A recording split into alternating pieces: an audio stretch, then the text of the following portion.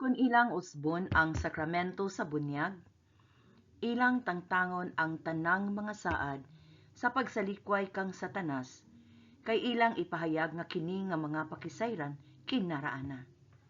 Agosto 5, 2013, alas 4:05 sa hapon, mensahe 0866, Book of Truth.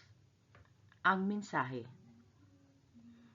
Akong minahal nga gihigugmang anak, ayaw tuguti nga adunay bisan kinsa nga magtuo sa panahon sa paglutos, diin kinahanglang antuson sa ako minahal nga sagrado nga mga alagad nga nagpabiling maunungon kanako nga ang akong simbahan mahimong mamatay, kay imposible kini. Ang akong simbahan, akong mistiko nga lawas, adunay kinabuhing dayon.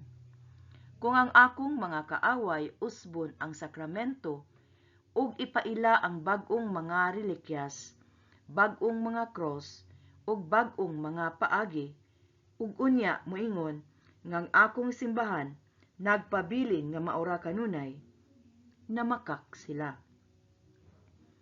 Ang akong simbahan dili gayud mausab. Daghan kaayong mga argumento ang himuon sa matag nasod aron mahugawan ang sakramento sa kasal. Sila, mga kaaway sa Dios, gusto nga ang mga Kristohanon mudawat sa kaminyoon tali sa mga magtiayon sa parehas nga sekso, apan kinahanglan nga dili nila kini dawaton. Tungod kay kini nakapasuko sa akong amahan. Dili kini madawat sa iyang mga mata.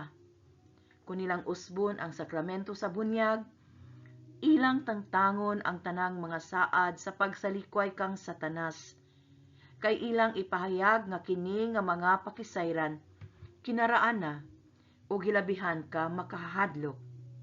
Sila moingon nga kini walay kalabutan.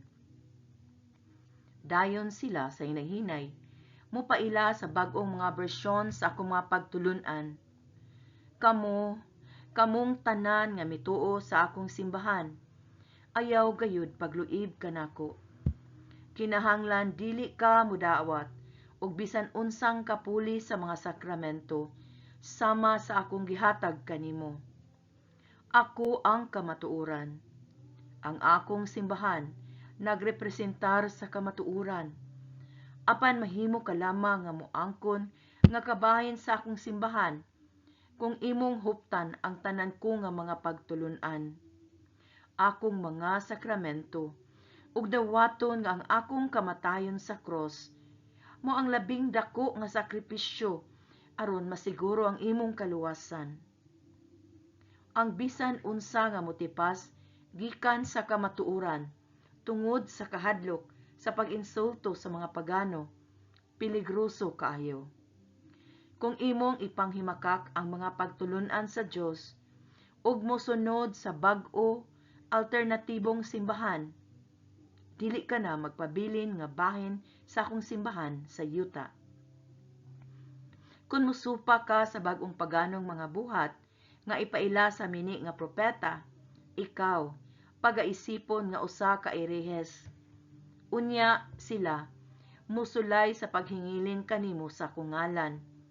Kung magpabilin ka nga maunungon kanako ug magdumili sa pag-apil nining dautan nga limbong, magpabilin ka nga kabahin sa akong simbahan. Ang pagpili mahimong masakit kung kining tanan nga mga butang moabot na, apan kini yano kaayo. Kamo ba alang kanako o batok kanako? Imong Jesus.